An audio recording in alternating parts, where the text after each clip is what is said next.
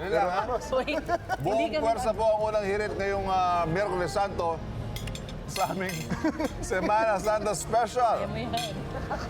Sa mga alis at bibiyahe ngayon at nandyan na sa mga terminal, pwede kayong dumaan sa aming UH Pasahero Express. Nandyan si Lynn at Kim. Lynn, marami naman pasahero dyan. Wow. At sa That is mga... correct, Ivan. Teka, lulok muna, Ivan, ha? Narinig ka ba, Lynn? Yes, narinig kita. Akala ko kasi ito si Kim tsaka si Maris. But anyway, konting lunok lang, Ivan. Mukhang masarap ang kinakain dyan. Nainggit ako sa inyo kasi gulay. Mahilig ako sa gulay. Alam niyo naman yan. But, speaking of pagkain, no, meron tayong mga pagkain dito. But before that, balik tayo dito sa Raymond Bus Station sa Cubao in Quezon City. Kanina madaling araw pa tayo dito, pero may mga nauna sa akin. Actually, yung mga nauna sa akin, yung iba, bumiyahe na sa kanilang 6 a.m., which was their first bus ride on their way to Bicol. Kasi ang mga biyahe dito ay primarily sa Bicol, no? Sa Masbate, sa Sorsogon, at syempre sa Camarines Sur. So ito po ang UH Pasahero Express because our aim today is to make it easier for the pasahero sa kanilang pagbiyahe kasi iba sa kanila, 10 oras at mas mahaba pa, di ba? So let's make it easier, let's make it lighter for them because marami tayong regalo para sa kanila today because serbisyong totoo tayo ngayon mga kapuso. So today is, syempre it's Miyerkules Santo, no? It's Holy Wednesday, which is marami sa mga kababayan natin ang today talaga ang araw na kanilang pagbiyahe pauwi sa kanilang mga probinsya. Sabi nga last year mga 1,500 yung mga approximately yung mga umaalis on Holy Wednesday. But today, inaasahan nila mas marami pa to mga 2,000 approximately because nga nagmahal ang gas prices. So marami sa kanila, they just want na hindi na sila magmaneho, hindi na sila sasakyan. Ano na lang sila, mag-bus na lang sila for their convenience and comfort as well. At makakatipid sila kahit paano. Depende of course kung marami sila sa pamilya, which, you know, something else to think about. But anyway, since we are already here, like I told you kanina, Pasahero Express, mamimigay tayo ng konting mga regalo para sa kanila to make it easier on them sa kanilang pagbiyahe sa kanilang mga probinsya papunta sa Bicol particularly. So Camsur, Masbate, and Sorsogon. Wow, marami-rami yun. Anyway mga kapuso, so ang dami ng mga tao dito sa likod ko. No? Ang kanilang mga, this is like 8 ang kanilang rows with 18 seats deep. So ang dami talagang mga pasahero na kanina pa nag-aantay para sa kanilang mga sakay. Bumili naman iba sa kanila. May mga pila pa nga sa tiketan na nagbabaka sakali makakuha sila ng mga ride nila for today. Kasi nga, di ba, per bus, limited lang yan. So good luck sa ating mga pasahero. At dahil kasama na sa luck ang pagkain, kasama sa luck talaga ang pagkain, mamigay na tayo rito. Okay, may mga nakapila rito kanina pa. Hi ate, eto na. This is for you. Saan ka pupunta ngayon? Naga po. Naga! Pupunta po ng Bula. Bula. Okay, sa Naga siya ngayon. So, good luck sa'yo. 10 oras yung biyahe mo. Okay, thank you. Ito naman para sa'yo. At habang namimigay tayo rito ng ating mga pagkain, yung snacks natin and water, punta tayo kay Kim ngayon na pinagpapatuloy ang serbisyong totoo on the go. Hi, Kim! Hi, Nay! Wala. Malayong pupuntahan. Hi! Here you go. Hello, ito na nga, Miss Tiso. Tuloy-tuloy pa rin. Snacks po. Ayan.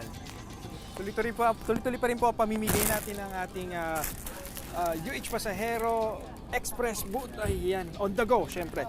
Ayan. O kuya, kain po. Ako, ingat po sa biyahe, ha. Asa yung water natin? Ayan. Ilan po kayo? 2 po kayo. Ayan. Ito nga, Miss Tin. So, dagsahan na rin talaga ang tao dito sa terminal ng Cubao. Ayan, ito ipapunta pa rin ng Panorte, na Pangasinan, Tarlac, La Union, Nueva Ecija. Pero ngayon talagang halos hindi mo na talagang mabibilang sa sobrang dami talaga ng tao dito. Ay, ito po. At ngayon nga marami pa rin tayong ibibigay, pero dito ubos na ang aking nasa card. Ay po, ingat po sa biyahe. May meron pa po ba tayo dyan? Samantala ngayon, Miyerkules Santo, dagsana po ang mga pasahero sa mga terminal at ang unang hirit, sasamahan po kayo sa biyahe dito sa aming UH Pasahero Express! Ayan, yan po ang serbisyong totoo namin ngayong Semana Santa at may mga libre snacks, tubig at syempre UH merch po dyan. Ang ganda nito, pinagkakaguluhan to at Yes. lalo na to tumbler na Yes. to ha. Lynn, naku Mare, mas dumami na ba ang mga pasahero dyan ngayon? Good morning! Yes, Mars. Dumami na nga talaga. Good morning sa inyo ulit dyan. Tama ka, Mars. Dumami na nga. Kanina pumasok ako dito, mga 70% yung mga nakaupo ngayon.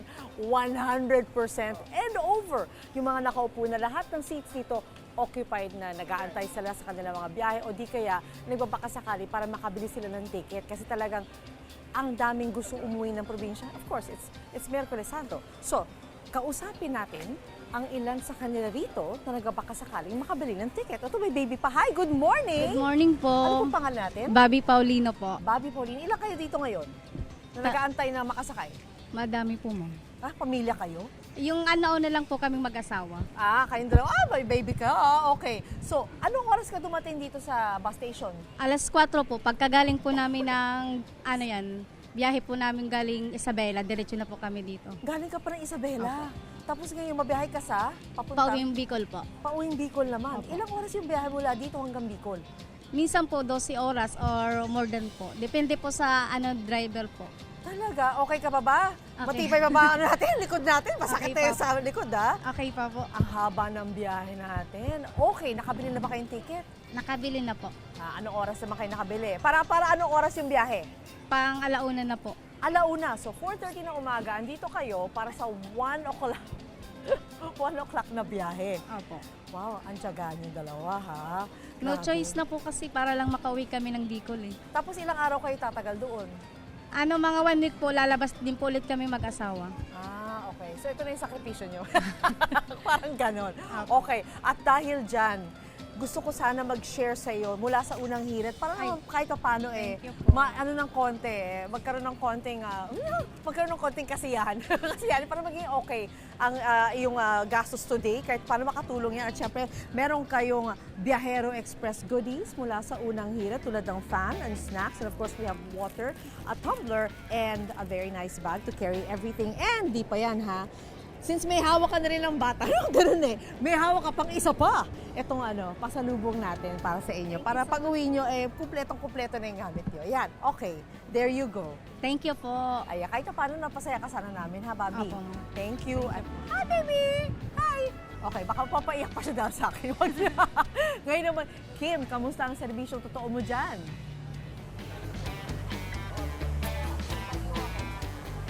Hello, Miss Sinien. So, andito pa rin nga tayo sa terminal, bus terminal dito sa Cubao. Ayan, so, tuloy-tuloy rin pamimigay pa rin natin ng serbisyo totoo sa ating mga kapusong bumabiyahe. At kung makikita nyo nga, punong-puno pa at marami pa tayo bibigyan. At itong bus, so bago ito umalis, siyempre bibigyan muna natin sila. Tara, samahan nyo ako. Ayan, dahan-dahan lang. Ay, wow! Ay, nanonood sila ng unang hirit, oh. Ayan. Ay, tingnan nyo. Ay, nanonood sila ng unang hirit. Ayan, pero syempre, hindi na tayo lalayo. Ayan, so, Nay, pwede po ba yung ma-interview? Ayan, pwede pong mic. Ayun, salamat po, kuya. Anong pangalan niyo po, Nay? Esperanza Pajardo. Lagi niyo po ba itong ginagawang bumiyahe? Opo. Every 2 weeks. Every 2 weeks? Oo. Gano'n kayo katagal dito kanina? Anong oras kayo dumating? Mga 7, na yun? Siguro Medyo 7. late na. Medyo late Pero na, buti nakasakay 7:30. kayo sa bagay. Pareho Oo. hindi naman si nanay. Pero Nay, at dahil dyan, sagot na po ng unang hirit ang inyong pamasahe. At siyempre, meron din po kayong unang hirit merch. Ayan. Baka pumatakpan na mukha nyo. At siyempre, bukod dyan, meron din po kaming bibigay na pasalubong. Naku, Nay, ingat po kayo. Salubong sapo. Aba! Siyempre, Nay, meron pa po pala kayong... Naku, kaya nyo pa po ba? Ilapag nyo na lang po. Yan. Meron pa snacks para sa inyong biyahe. Kaya na po mga kapuso, tuloy-tuloy lang pamimigay namin dito. Tumutok ko sa inyong pamasumos kung saan laging una ka, unang hirit, and back to studio.